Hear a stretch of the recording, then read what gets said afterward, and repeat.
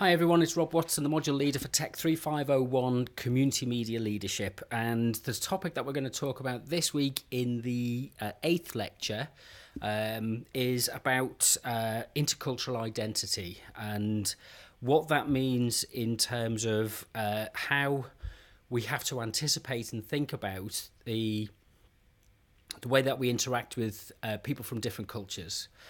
So part of the role of a leader or an advocate of community media is somebody who can recognise that the people that they're working with and they're engaged with come from different cultural traditions, they bring with them different cultural experiences, and they express themselves in different ways. And while we can recognise that there are certain things that we have in common, there are many things that are different. So the idea is to explore a sense of what it means in practice to be a proficient and capable intercultural communicator.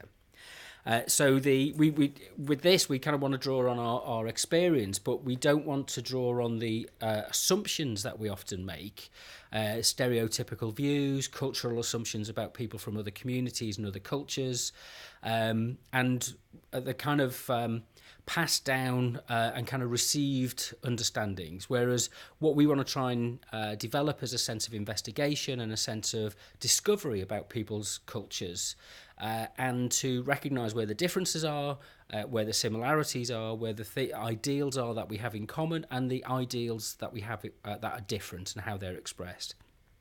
So our starting point is to use a definition of what is culture, and most of this is taken from the Stephen Croucher book, Global Perspectives on Intercultural Communication, and the chapter that Stephen Croucher writes about what is intercultural identity.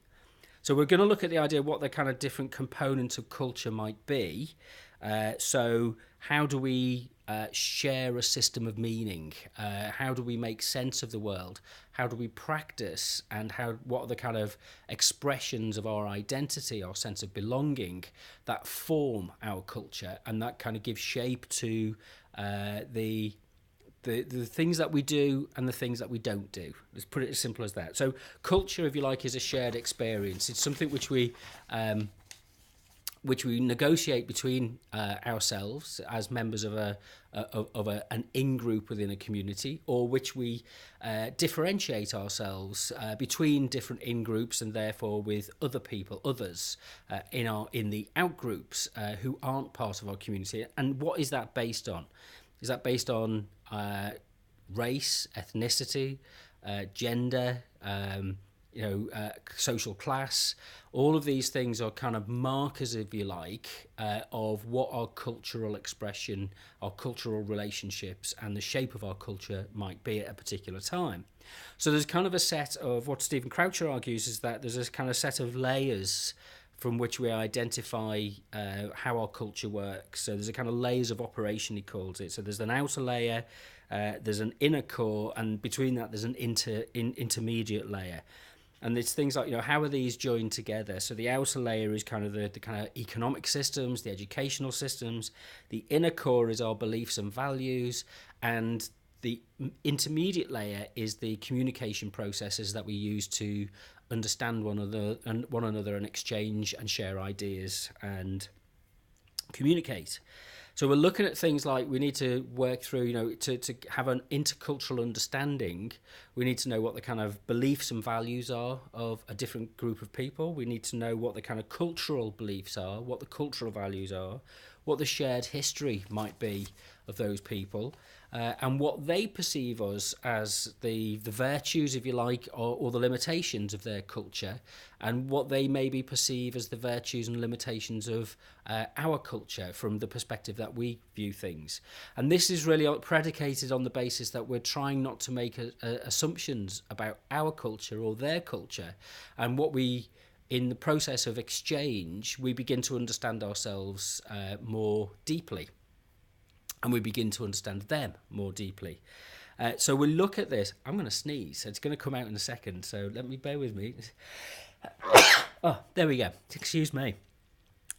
So what is it that makes somebody adept and capable at intercultural communication. So what are the communication practices? What are the kind of different kind of subcultures that we need to navigate?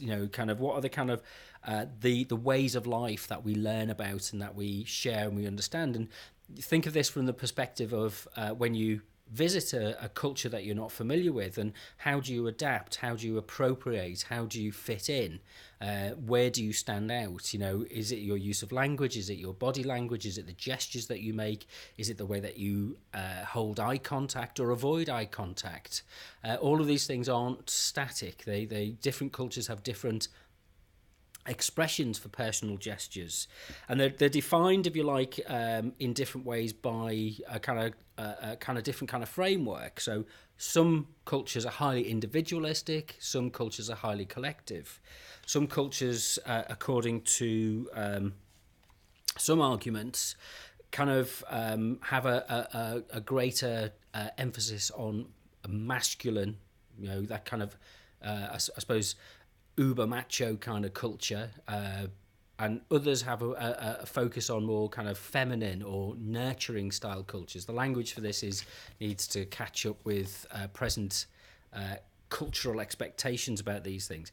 Some cultures are defined by your ease and familiarity with power. Those people in power and authority, how close and what's the relationship like between different post holders, role holders of different power positions.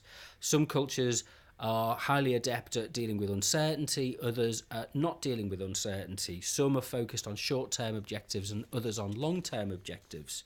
So it's kind of, how do we... It's what's called proxemics.